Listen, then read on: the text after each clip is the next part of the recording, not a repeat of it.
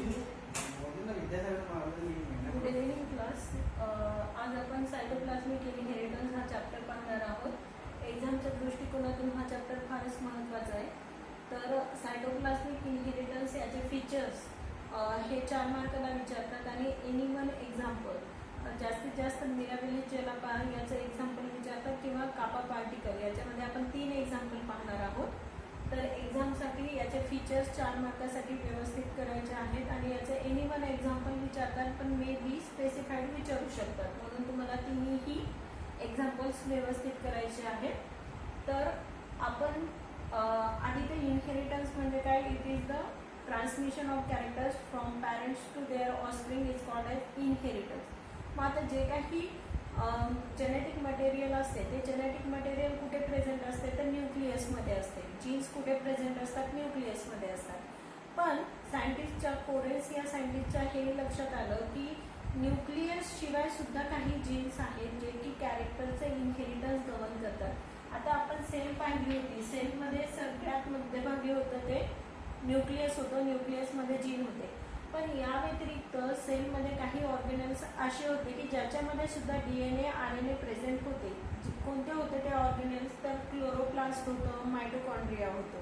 मग ज्यावेळेस काही कॅरेक्टरचं ट्रान्समिशन ह्या मायटोकॉन्ड्रियल आणि क्लोरोप्लास्ट जीन थ्रू होत असते त्याला आपण म्हणत असतो सायटोप्लाझ्मिक इनहेरिटन्स. ओके, म्हणजे रॅदर दॅन न्यूक्लियर जीन, न्यूक्लियसमधल्या जीन व्यतिरिक्त अशा सेलमधले मायटोकॉन्ड्रिया आणि क्लोरोप्लास्टच्या जीनमुळे काही कॅरेक्टरचं ट्रान्समिशन एका जनरेशनमधून दुसऱ्या जनरेशनमध्ये होते किंवा कॅरेक्टरचे एक्सप्रेशन होत असते त्याला आपण म्हणत असतो सायटोप्लाझ्मिक इनहेरिटन्स. मग सायटोप्लाझ्मिक इनहेरिटन्सला आपण कसं डिफाईन करू शकतो, the transmission of characters from one generation to next generation is due to the cytoplasmic gene, not due to the nuclear gene. It is due to the cytoplasmic gene. It is called as the cytoplasmic inheritance. Okay, and अजून मला ह्या चॅप्टरशी related एक महत्त्वाची गोष्ट सांगायची आहे की जेव्हा काही एम्ब्रिओ किंवा झायगोट डेव्हलप होत असतो तर त्या झायगोटला जे काही सायटोप्लाझम कॉन्ट्रीब्यूट करणारं जे पॅरेंट असते ते ऑलवेज फिमेल पॅरेंट असते. एक सेलचं जर तुम्ही स्ट्रक्चर पाहिलं, जेव्हा एक सेल आणि स्पर्म सेल एकमेकांसोबत फर्टिलाइज होत असतात तर त्यावेळेस एक मधलं न्यूक्लियस सुद्धा प्रेझेंट असते. या व्यतिरिक्त डेव्हलपिंग झायगोटला किंवा एम्ब्रिओला जे सायटोप्लाझम येत असते ते always it contributed by the mother parent. आणि स्पर्म सेलकडून फक्त काय येत असते तर न्यूक्लियर जीन येत असतात. जेव्हा त्यांचं फर्टिलायझेशन होणार आहे तर त्याच्या न्यूक्लियसमध्ये बोथ ऑफ दी पॅरेंटचे जीन असणार आहेत, पण जे काही सायटोप्लाझ्मिक जीन येत असतात ते only it contributed through the mother parent. Okay, always लक्षात ठेवायचं की सायटोप्लाझम हे जे काही कॉन्ट्रीब्यूट होत असते ते it is always contributed by the mother parent. Okay, तर याचे काही महत्त्वाचे फीचर्स आहेत. सायटोप्लाझ्मिक इनहेरिटन्स म्हणजे काय की न्यूक्लियसमध्ये प्रेझेंट असणाऱ्या जीन व्यतिरिक्त सायटोप्लाझममध्ये जे काही जीन्स प्रेझेंट आहेत जे की मायटोकॉन्ड्रियामध्ये आहेत किंवा जे काही क्लोरोप्लास्टमध्ये आहेत, ह्या जीनमुळं काही कॅरेक्टरचं ट्रान्समिशन होणार आहे एका जनरेशनमधून दुसऱ्या जनरेशनला, त्याला आपण म्हणणार आहोत सायटोप्लाझ्मिक इनहेरिटन्स. ओके, ह्या सायटोप्लाझ्मिक इनहेरिटन्सचे फीचर्स काय आहेत तर सगळ्यात पहिलं फीचर आहे की reciprocal difference. Okay, reciprocal difference. Reciprocal difference म्हणजे काय मी तुम्हाला सांगितलेलं आहे. रेसिप्रोकल डिफरन्स म्हणजे if I do the cross of A cross B and if I revert the sequence of this cross, means if I do the B cross A, म्हणजे जर मी mail आणि फिमेलची आपण मेंडल्स लॉ मध्ये पाहिले, जर आपण mail आणि फिमेलचा सिक्वेन्स चेंज केला तर त्याला आपण काय म्हणत असतो, रेसिप्रोकल क्रॉस म्हणत असतो. मग A क्रॉस B मध्ये डेव्हलप होणारा F1 आणि B क्रॉस A मध्ये डेव्हलप होणारा F1 हे दोघं जण जर कॅरेक्टरिस्टिक्स वेगळे वेगळे दाखवत असतील किंवा फिनोटाईप वेगळं वेगळं दाखवत असतील तर त्याला आपण म्हणत असतो रेसिप्रोकल डिफरन्सेस. मग ज्या वेळेस एखाद्या फिनोटाईप्समध्ये सायटोप्लाझ्मिक इनहेरिटन्स असते at that time they shows the reciprocal differences. Okay, if I do A cross B then I get F1 and if I revert the order of parents B cross A then I get another F1 and both of these F1 shows the different characteristics or different phenotypes, then it indicates that there is a presence of cytoplasmic inheritance. म्हणजे हे जे characters मध्ये दोन्ही F1 चे जरी parents एक असले तरी ह्या F1 चे कॅरेक्टरिस्टिक्स बदलत आहेत जेव्हा पॅरेंटची ऑर्डर रिव्हर्स करत आहोत. तर हे का होत आहे, तर न्यूक्लियर जीन व्यतिरिक्त काही जीन्स असे आहेत की जे की मदर पॅरेंट थ्रू काय व्हायलेत, कॉन्ट्रीब्यूट व्हायलेत. कारण या ठिकाणी मदर ही ए पॅरेंट आहे आणि ह्या क्रॉसमध्ये मदर पॅरेंट ही बी पॅरेंट आहे. म्हणजेच त्या ठिकाणी रेसिप्रोकल डिफरन्स आहे, म्हणजेच त्या ठिकाणी काय आहे, सायटोप्लाझ्मिक डिफरन्स आहे. Okay, cytoplasmic differences occurs in case of if there is a presence of cytoplasmic inheritance. Cytoplasmic inheritance असेल तर त्या ठिकाणी रेसिप्रोकल डिफरन्सेस असतात. After that there is a maternal effect. Okay, maternal effect म्हणजे जे काही cytoplasm contribute होणार आहे it is contributed by mother parent. म्हणून मदरचे जे काही कॅरेक्टरिस्टिक्स आहेत तेच कॅरेक्टरिस्टिक्स हे झायगोटच्या किंवा जी काही प्रोजेनी फाउंड होणार आहे त्याच्यामध्ये दिसत असते. म्हणून there is a presence of maternal effect. Okay, then third point is mapability. Mapping ability of cytoplasmic gene is very much hard और tedious as like the nuclear gene. Nuclear जीनचं mapping करणं म्हणजे काय की एका क्रोमोझोमवर त्या जीनचं लोकेशन कुठे कुठे आहे हे डिसाईड केलं जातं, त्याला मॅपिंग करणं म्हणतात. तो जीन मॅप करणं, त्या जीनचं लोकेशन त्या क्रोमोझोमवर कुठे आहे हे डिसाईड करणं किंवा फिक्स करणं याला आपण मॅपिंग म्हणत असतो. तर हे जे सायटोप्लाझ्मिक इनहेरिटन्स जे आहे, सायटोप्लाझ्मिक जे जीन आहे जसं की क्लोरोप्लास्ट मधला डीएनए असू द्या किंवा मायटोकॉन्ड्रिया मधला डीएनए असू द्या, याची जी मॅपिंग करण्याची ॲबिलिटी असते ही खूप कमी असते किंवा it is too much hard to map these genes. Okay, next one is segregation pattern. जसं की आपण मेंडेलियन म्हणजे जे काही न्यूक्लियर इनहेरिटन्स होतं याच्यामध्ये मेंडल्स लॉ ऑपरेट होत होता आणि मेंडेलियन सेग्रिगेशन रेशो मिळत होता. तसं सेग्रिगेशन रेशो ह्या सायटोप्लाझ्मिक इनहेरिटन्समध्ये आपल्याला मिळत नाही. The segregation pattern is not typical as like that of Mendelian inheritance. It is varied according to the characters of that particular cytoplasmic inheritance. Okay, म्हणजे जे कॅरेक्टर ह्या सायटोप्लाझ्मिक इनहेरिटन्स मध्ये इन्क्लूड झालेला आहे त्या कॅरेक्टरसाठी हे वेगळ्या टाईपचं सेग्रिगेशन दाखवते जे की रॅदर दॅन डिफरंट असते आपला मेंडेलियन इनहेरिटन्स पेक्षा. Last one is a transmission of character. Transmission of infection. Some of the infection is transmitted from their parents to their progeny through the infected cytoplasm. त्याचा आपण एक example पाहणार आहोत, त्या ठिकाणी तुम्हाला लक्षातच येईल. And the last one is govern bye plasma gene. मग प्लाझ्मा जीन म्हणजे कोणते जीन, तर जे जीन क्लोरोप्लास्ट आणि मायटोकॉन्ड्रियामध्ये असतात त्याला आपण प्लाझ्मा जीन म्हणत असतो.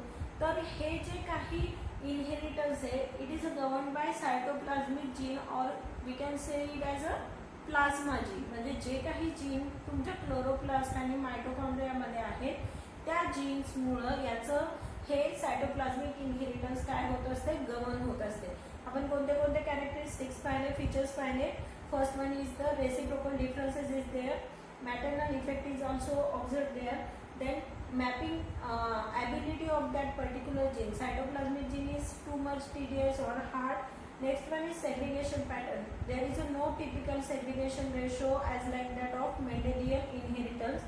And next one is transmission of infection. Some of the infection is carried out by that cytoplasmic gene or cytoplasmic inheritance. And last one is it is governed by always plasma gene. Plasma gene म्हणजे कोणते gene जे की सायटोप्लाझमिक जे की chloroplast gene होते आणि mitochondrial gene होते याच्या थ्रू ते काय होत असतात, ट्रान्समिट होत असतात किंवा गवर्न होत असतात. ओके, तर आता आपल्याला एक्झाममध्ये हे तर फीचर्स विचारतात आणि नेक्स्ट म्हणजे any one characteristics, any one तुम्हाला काय एक्सप्लेन करायचं असते सायटोप्लाझ्मिक इनहेरिटन्स.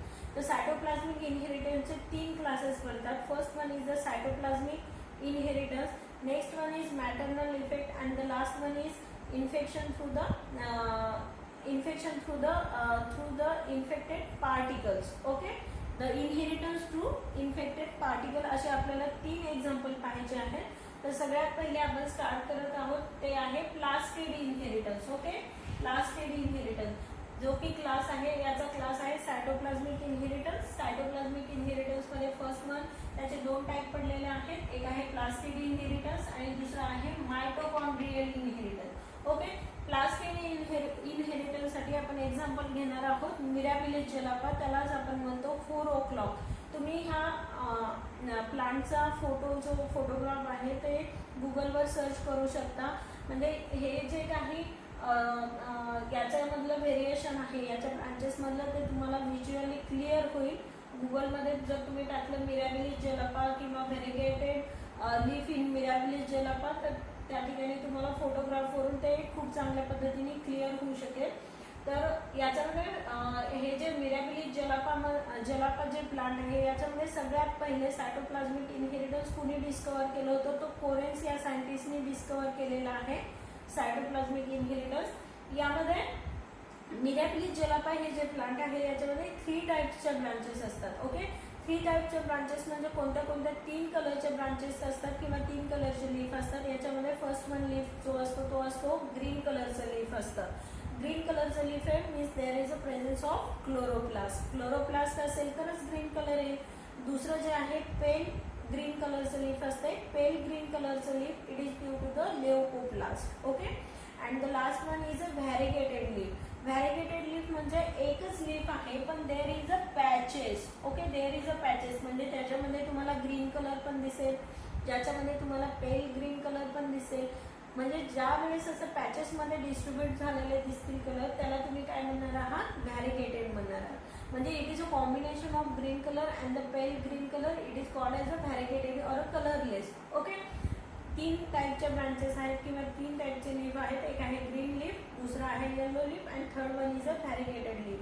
तर यामध्ये मी तुम्हाला काय सांगितलंय की सायटोप्लाझम हे ऑलवेज कुणाकडून गव्हर्न होत असते. मी या ठिकाणी लिहिते बघा, cytoplasm is always govern by female parent. हे लक्षात ठेवायचे तुम्हाला सायटोप्लाझमिक इनहेरिटन्ससाठी. त्यासाठी मी तुम्हाला आधी एक एक्झाम्पल देते. जर मी ए पॅरेंट आणि बी पॅरेंट या ठिकाणी घेतला, यावरून तुम्हाला रेसिप्रोकल डिफरन्स हे सुद्धा क्लिअर होईल. तर या ठिकाणी बघा मी न्यूक्लिअर जीन जे आहे हे डॉट्सने दाखवते आणि सायटोप्लाझमिक जीन हा अशा पद्धतीने दाखवते. आणि या ठिकाणी मेल पॅरेंटचा जो न्यूक्लिअर जीन आहे हा ब्लँक आहे आणि सायटोप्लाझम मी डॉटने दाखवते. आता मी काय सांगितलेलं आहे तुम्हाला, cytoplasm is always govern by female parent. Okay, तर जेव्हा तुम्ही याचं क्रॉसिंग करणार आहात तर यामध्ये काय होईल, nuclear gene 50% nuclear gene come from mother parent and 50% gene come from father parent. So या ठिकाणी याचं कॉम्बिनेशन होईल. पण सायटोप्लाझम कुणाकडून येणार आहे, it is only due to the female parent. जर मी याची ऑर्डर रिव्हर्स केली, जर मी बी क्रॉस ए केलं तर या ठिकाणी काय होणार आहे, बी पॅरेंट हे फिमेल पॅरेंट बनणार आहे. ओके, आणि ए पॅरेंट जो आहे मेल पॅरेंट बनणार आहे, फादर पॅरेंट बनणार आहे. आणि न्यूक्लियस मध्ये या दोघांचे पण जीन हाफ हाफ येणार आहेत. ओके, पण या ठिकाणी सायटोप्लाझम कुणामुळे येणार आहे, मदर पॅरेंटमुळे. ज्या ठिकाणी आपण कोणतं मदर पॅरेंट घेतलेलं आहे, capital B. So here is mother parent is like this. बघा आता या ठिकाणी सायटोप्लाझम मध्ये असणाऱ्या जेनेटिक कॉन्स्टिट्यूशन मध्ये तुम्हाला क्लिअर कट होईल. या ठिकाणचं सायटोप्लाझम हे वेगळं आहे पहिल्या क्रॉस मध्ये, ए क्रॉस बी मध्ये, आणि बी क्रॉस ए मध्ये हे सायटोप्लाझम वेगळं आहे. या ठिकाणी जे कॉन्ट्रीब्यूट केलं गेलेलं आहे ते बी मुळे केलेले आहे आणि या ठिकाणी कॉन्ट्रीब्यूट केलेलं सायटोप्लाझम हे ए मुळे केलेलं आहे. म्हणजे या ठिकाणी सायटोप्लाझमिक इनहेरिटन्स मध्ये ह्या F1 हे डिफरंट काय येत आहे, कारण त्यांचं जे सायटोप्लाझम आहे दोन्ही F1चं सायटोप्लाझम हे डिफरंट आहे. म्हणून there is a cytoplasmic difference observed in case of the cytoplasmic inheritance. तर यामध्ये मी तुम्हाला सांगितलेलं आहे, मिराबिलिस जलापामध्ये सांगितलं की 3 टाईपच्या ब्रांचेस असतात. एक असे ग्रीन आहे, एक आहे पेल ग्रीन आहे आणि third one is the variegated आहे. व्हॅरिगेटेड म्हणजे that is a combination of white patches, pale green patches and the green patches. Okay, जर मी या ठिकाणी एक सर्कल दाखवले बघा, तुमच्या नोट्समध्ये जर पाहिलं तर तुम्हाला टेबल फॉर्ममध्ये, पण तुम्हाला कळण्यासाठी मी सर्क्युलर फॉर्ममध्ये दाखवत आहे.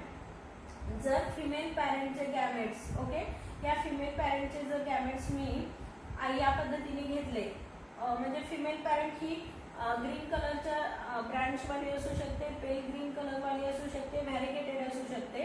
आणि मेल जे पॅरेंट आहेत हे मी डॉटेड सर्कलने दाखवलेले आहेत या ठिकाणी. आणि त्याची जी प्रोजेनी फॉर्म होणार आहे ती लास्ट सर्कलमध्ये दाखवलेली आहे. ओके. जर आता तुम्ही एवढा पार्ट जर पाहिला या ठिकाणी, जर फिमेलचा गॅमेट हा ग्रीन कलरचा असेल, if I cross that green with green male parent or pale green male parent or variegated male parent, what I am saying here, the cytoplasm is always governed by female parent. मग या ठिकाणी जी progeny form होणार आहे ती कशी form व्हायला पाहिजे? जर मी ग्रीनचा क्रॉस हे ग्रीन सोबत केला तर याच्यामध्ये सायटोप्लाझम हे कुणाकडून येणार आहे? फिमेल पॅरेंट कडून, जी की ग्रीन आहे. म्हणून प्रोजेनी कशी फॉर्म होईल? ग्रीनच फॉर्म होईल.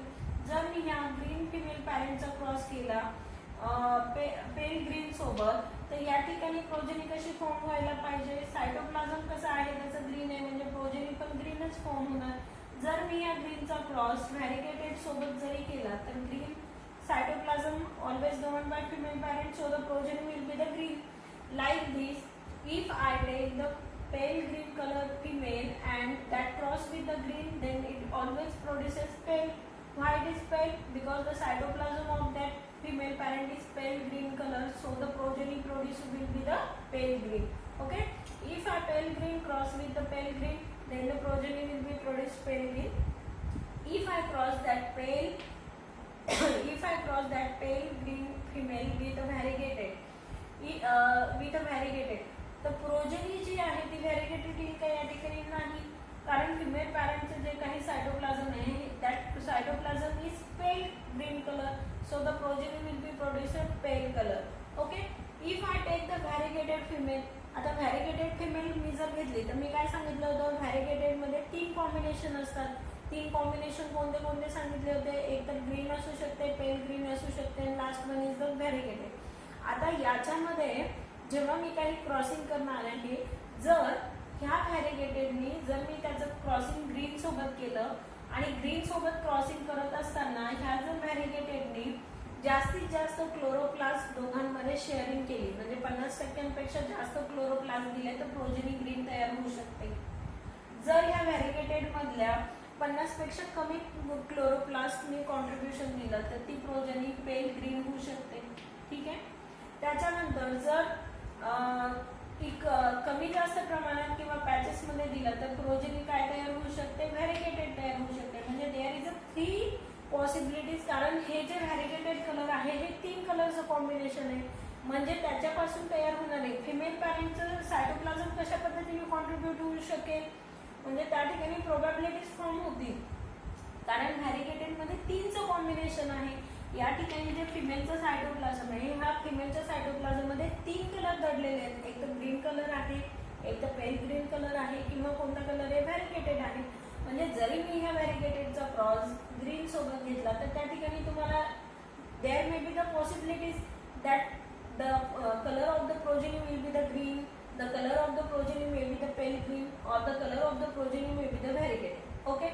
If I cross the variegated female with the pale green male, तर ह्या मेलचं आपल्याला काही पाहायचं आहे का? आपल्याला फक्त सायटोप्लाझम हे कुणाकडून कॉन्ट्रीब्यूट होत आहे हे एवढंच आपल्याला लक्षात घ्यायचं आहे.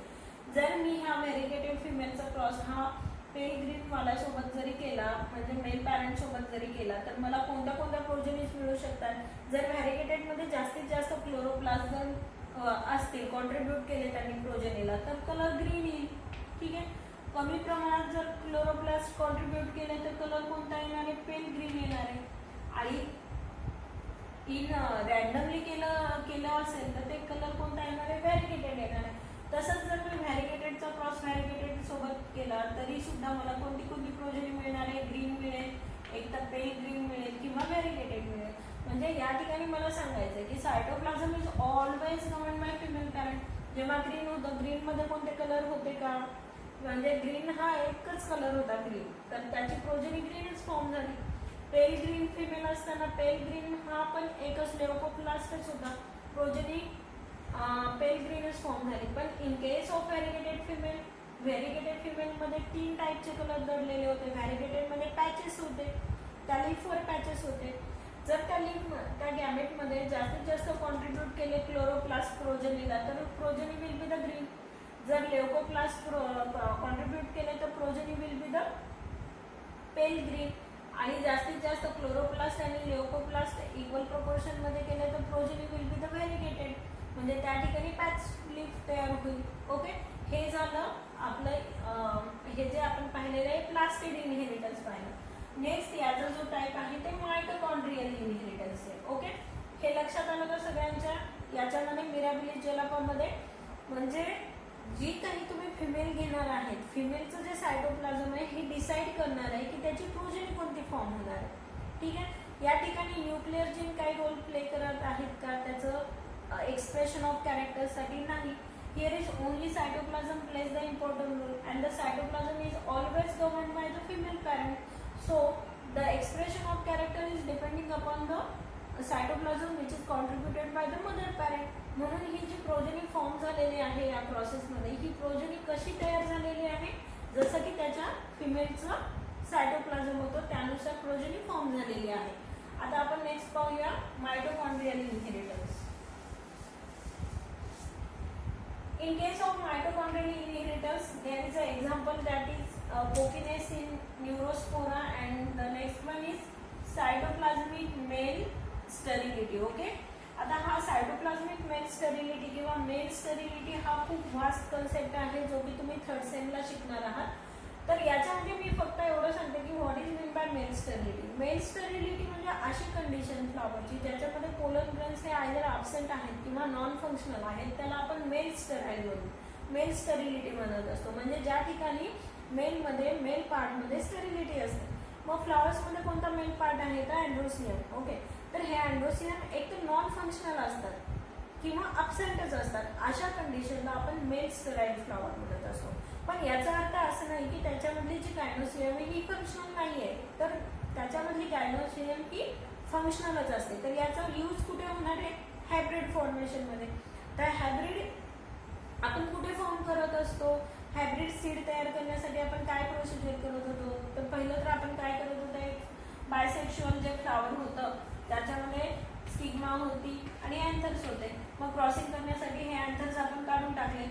It is removal of anthers, it is called as emasculation. आणि मग आपण आपल्याला डिझायरेबल पोलन ग्रेन जे होते ते आपण ह्या स्टिग्मावर काय केले होते? डिपॉझिट केले होते.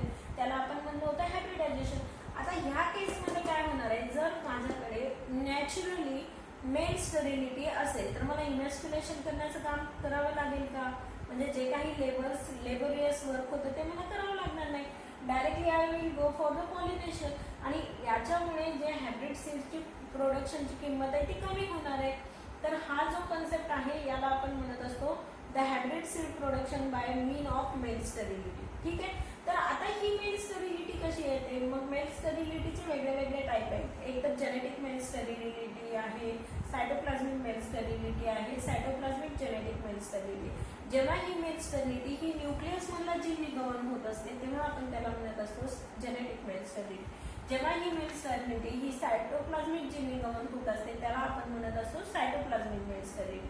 आणि जेव्हा ही male sterility cytoplasmic plus nuclear gene govern होत असते त्याला आपण म्हणत असतो cytoplasmic genetic male sterility. Here we are dealing with the cytoplasmic male sterility. म्हणजे सायटोप्लाझम मध्ये मायटोकॉन्ड्रियामध्ये असे काहीतरी जीन्स असतात, मायटोकॉन्ड्रियल जीन्स असतात. ओके, मायटोकॉन्ड्रियल डीएनए मुळे त्या फ्लॉवरमध्ये अँड्रोसियममध्ये स्टेरिलिटी येते आणि त्याचा यूज आपण याच्यासाठी करू शकतो, हायब्रिड सीड प्रोडक्शनसाठी करू शकतो. त्याला आपण म्हणत असतो cytoplasmic male sterility. And cytoplasmic male sterility is the example of mitochondrial cytoplasmic inheritance.